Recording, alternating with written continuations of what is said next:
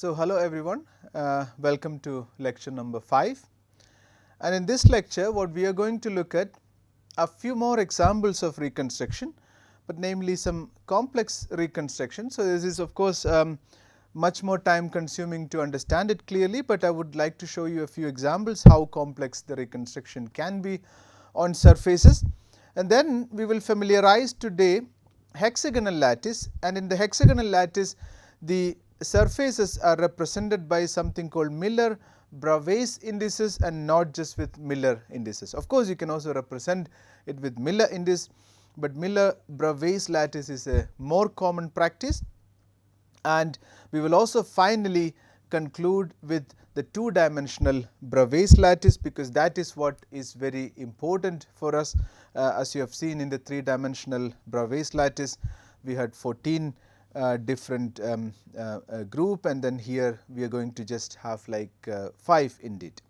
All right. So, let us have a look at the silicon 111 surface. So, this is again a type of bulk crystal, and this what you are seeing is actually the idealized silicon 111 surface, or what you would expect to see basically. So, the light blue atoms are the one on the top layer, and the one with the dark blue is basically the one just in the second layer. So, that makes it, although it looks like a hexagon, the symmetry of the surface is 3-fold and not 6-fold as in the FCC 111 surface. Well, now that is the key, but this is what is expected, but the interesting thing is when you look at the surface in reality, this is what you actually just end up. This you have like an extremely complex reconstruction on the surface. Well, it is hard to first understand, but let me try out to make you understand this. So, what you have to follow is this red line here, that is actually the unit cell which is being converted finally to the reconstruction, and that is why finally it is known as a 7×7 reconstruction, because the periodicity after the reconstruction is basically 7 times of the original unit lattice vector of the silicon 111 surface in an ideal case. Now, what you notice here is that particularly in the side view, what you realize is that there are these yellow atoms which are actually known as the add atoms, or add atom. In this case it is actually said because it is looking like kind of an atom which is adsorbed on the surface, but ideally this is nothing but the silicon atom. This is actually in the topmost layer, but look here, in this case, the ideal case, the number of top layer atoms was actually about 43. You can basically count it, including the one in the corner and at the edge, it is about 43 atoms. And now, after the reconstruction, the number of atoms on the top layer is actually now reduced to just 12 on the top layer. This is quite interesting. Now, you understand the philosophy behind the reconstruction of the surface, that the surface actually reconstructed in a way that the total number of surface atom is actually reduced almost by, you can see, about 1/4 of the original. So, this is quite striking, that finally the number of surface atoms are actually reduced, and the advantage now, if you look at the second layer, which is basically represented by this light color, and those ones you can see they all get more coordinations now. You can see all of them are getting much more coordination that you would have actually expected in the normal case. So, that is the whole point here, and at the same time the spacing between the atoms are also changing compared to the ideal case. Then you also see something called as dimers, which are actually particular atoms that are also seen in between. So, that at the end of the day what you are seeing here is actually the surface is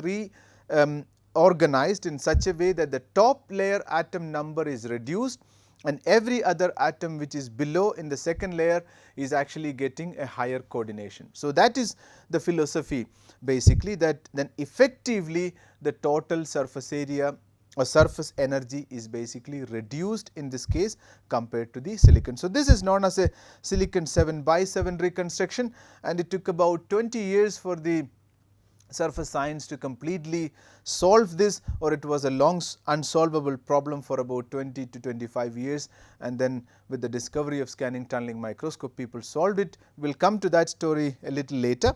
And now if you look at the scanning tunneling micrograph, that means topography, you see basically again this oblique here. This is exactly the same as the one which is represented here in red. So, I am just going to use a different color here, just so that you can visualize it better. And now if you count all the bright atoms inside, I am sorry for that, all the bright atoms inside, you can see here that there are 12 bright atoms that are inside the cell. So, that is again 12 atoms, and the 12 atom is exactly what we have just said in this case, that is the top layer atom. So, what you are seeing in the STM image is a 12 surface atoms, and the unit cell you can see it looks very different compared to what you would have expected for the ideal case. So, this is an extremely complex reconstruction. So, the reconstruction can be as complex as this one, that is what I wanted to show you. You can see more details in this reference. Now, let me show you another example which is a gold 111 surface. So, this is the gold 111 surface you would have expected, right, a hexagon, a perfect arrangement of the atoms, but that is not what you observe in reality in STM image. So, this is again an STM image, basically there you see that these are the surface atoms, that they actually just form some kind of a herringbone reconstruction. So, this is known as a herringbone reconstruction. So, what is going on inside is quite interesting, that the reconstruction go over a very large number of atoms of about 23 times of the original unit cell, and during this journey you can see the original atoms are actually getting displaced at the position. It comes to something called an FCC region, then it go through a bridge region, again an HCP region, then a bridge region, and finally again to FCC region. So, what causes this one causes basically kind of ripple on the surface. So, that means some of the atoms are slightly higher and some of the atoms are lower, then again higher, and so on. So, you can see these region which is represented are high, they are actually high in the topography, and then these region are basically low in topography. So, that actually makes the corrugations looks like up and down, and this is exactly what you are seeing in the STM image, that some regions are appearing brighter and some region are actually just appearing darker.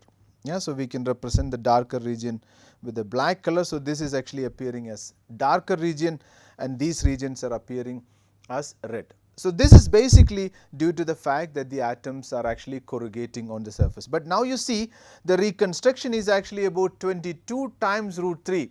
It is a very large reconstruction. That means the surface atoms are not just reorganizing just with its neighbor, but it is actually reorganizing together with about 23 atoms along a unit lattice direction. So, this is extremely complex, and this I have actually just brought to here is just to show you the different type of regions which I have used here, called the hexagonal close packing region and the face centered close packing region, where the packing is basically in like an AB type, and in the CCP it is basically an ABC type, and that is what the FCC region and the HCP region basically meaning. Yeah. So, just keep a look. You can try to look that in greater detail. So, just for your understanding, the circles are actually representing the top atom and the dots are representing the atoms below, and the hexagon is basically to just guide you through the symmetry of the surface. Now, let us have a look at some special surfaces. So, the graphite surface, because we are also going to look at a few examples later where you will be using graphite. Well, graphite is also nowadays quite interesting after the discovery of graphene, because graphene is nothing but just a single layer of graphite. So, graphite comes under this hexagonal Bravais lattice. Here the yellow atoms are actually the top layer and the gray atoms are actually the second layer. So, what you are seeing here in this image is the arrangement of the atoms. So, the atoms are basically arranging in a hexagonal manner and they form the top layer and the bottom layer are slightly just shifted with respect to each other. That is making the two different type of atoms on the graphite layer. One is known as a B site and another one is known as an A site. What is an A site? A site is actually having the carbon atom with a neighbor in the second layer, and B site is the one which is having no neighbor in the second layer. So, that is basically the A and the B site. Now, if you look at the STM topograph, so that is again the micrograph with which you can actually just get the atomic resolution, where the bright so you can see basically that the whole thing is going like a hexagonal lattice. So, the bright lines, if you connect, you can see I can form a hexagon with something in the middle. Now, when you look at the graphite itself, it is not very clear why we should see basically like a hexagonal lattice in this, because you can see like much more atoms, or it is more like a honeycomb type of pattern rather you see in this case. So, what is the reason for that? Now, if I would connect basically the A type atoms together and the B types atoms together, then you would find that, well, I can actually just draw two hexagons easily on the surface. Now, the interesting thing is that in the STM topograph, what we are seeing, or the bright dots, are only the B site atoms. The atoms at the B sites are the one we see in the STM topograph. That means, these are the atoms that we are seeing. So, now you can see, I can see all these bright atoms, yeah. These are the bright atoms, and the one in the middle is again the bright atom. So, that is why when you look at the hexagon, I can see 6 bright dots, and in the center also I can see another bright dot, right. But now, the atoms which are actually these ones, which are the B site atoms. So, let me just represent it using a different color. So, these are the B site, sorry, the A site atoms. They are appearing rather weak in the contrast here, you can see. So, they appear in the contrast, but they are rather weak compared to the atoms at the B sites. The reason is very simple. The atoms in the B site having no neighbor in the second layer, therefore, they are much more visible in the STM than the one in the A site. So, that is the typical surface, and now what I would like to discuss with you is how you would basically name the lattices or the planes on this kind of surfaces like hexagons, for example, hexagonal lattice. So, this is the unit cell, and now let us do this for a hexagonal lattice.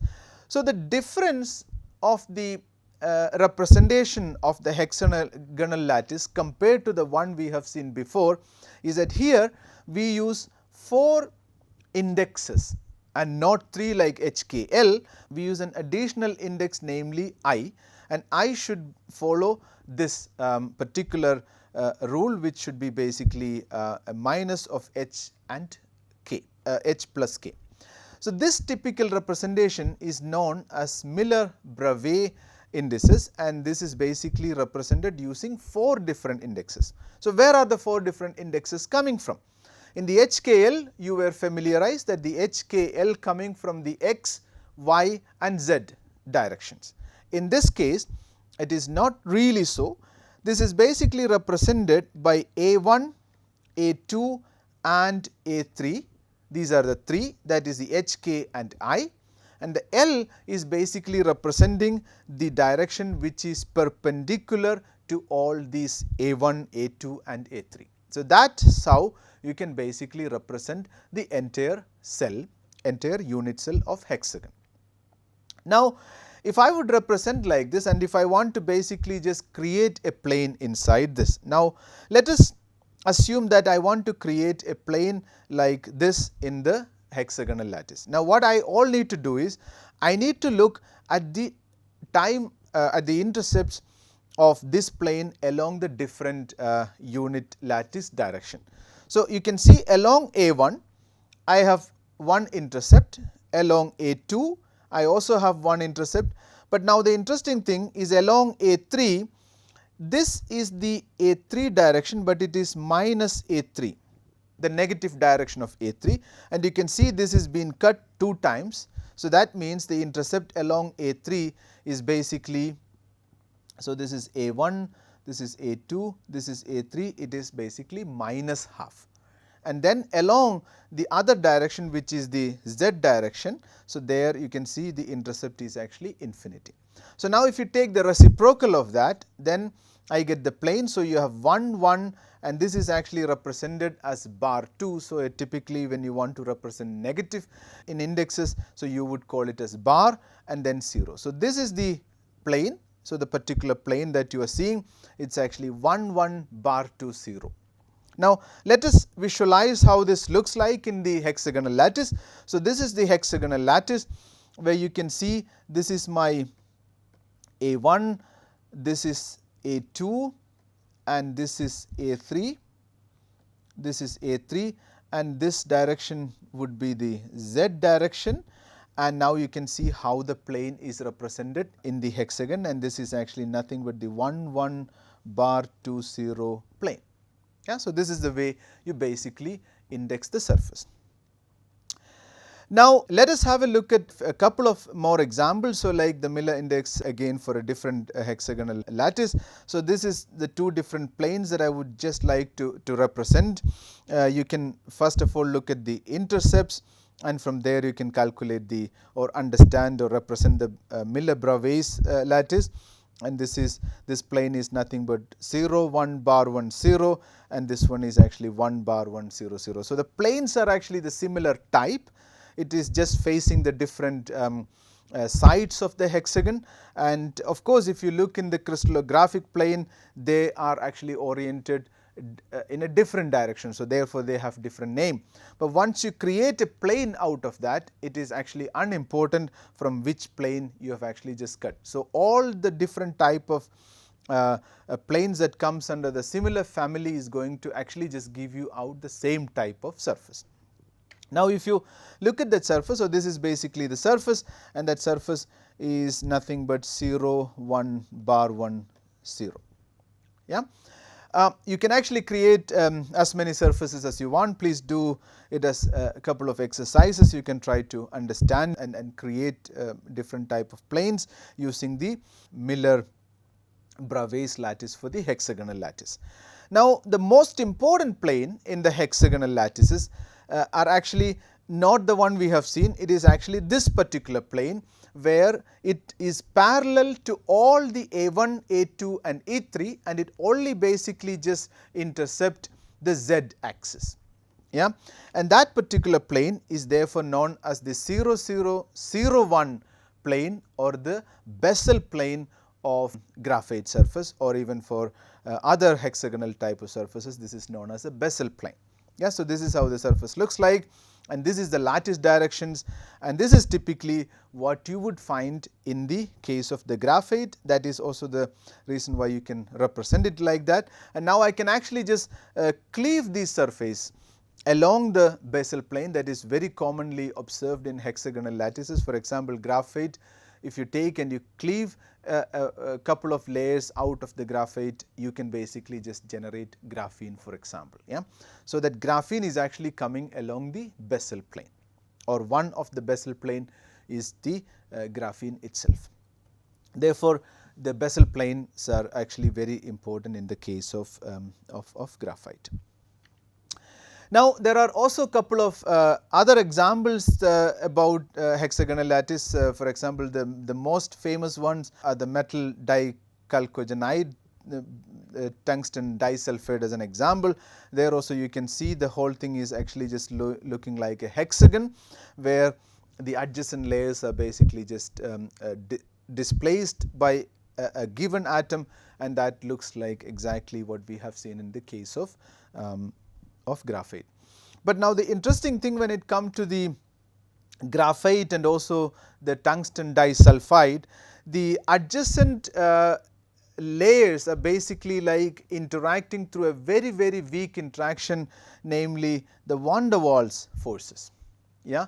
So the layers are actually held together by weak interaction, like van der Waals interaction, and that is also the reason why these materials are much more easy to cleave along the basal plane, and cutting them through other planes are extremely difficult. So therefore you would not find in the market a hexagonal or a graphite, for example, which is plenty available is always the 0, 0, 1 surface, and you would not find, for example, other complicated or other more complex planes are not really readily available because they are more difficult to obtain. Yeah, but 0, 0, 0, 1 planes are easily available in the market for purchasing. Well, now I come to the final slide of the lecture. So, this actually just summarize the two-dimensional Bravais lattice, and in the two-dimensional Bravais lattice we have basically 5 different point groups. Yeah. So, these ones are typically represented, the first one is oblique, where the unit lattice vectors A and B are not equal and gamma is also not equal to 90 degrees. So, that is basically is the oblique lattice, or most of the lattices you can basically put it in the oblique.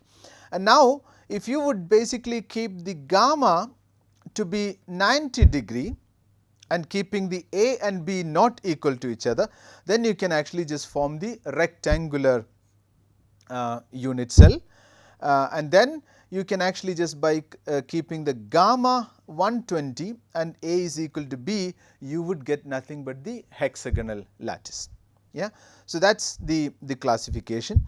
And now, the rectangular unit cell, you can actually just create 2 different type out of that, where you are keeping the gamma at 90 degree same as in the rectangular, but now A is equal to B, then you would come to something like the square lattice.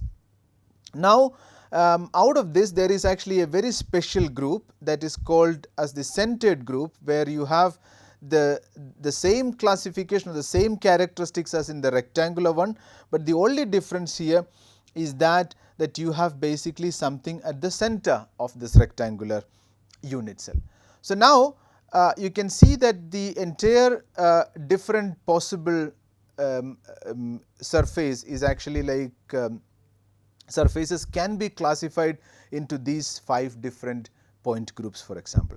Now, the point group of these different things can also be just looked. This is actually called as P2, this is called as P2mm, this is called as P6mm, this is called as P4mm, and the last one is actually the centered one rectangle is actually known as the C2mm, where P represent primitive, that means it is a primitive cell, it has only one atom in the cell, and C represent basically that it is a centered cell, and 2 is basically representing that it has a 2-fold symmetry, and 6 is representing, for example, it has 6-fold symmetry, and 4 is representing that it has 4-fold symmetry.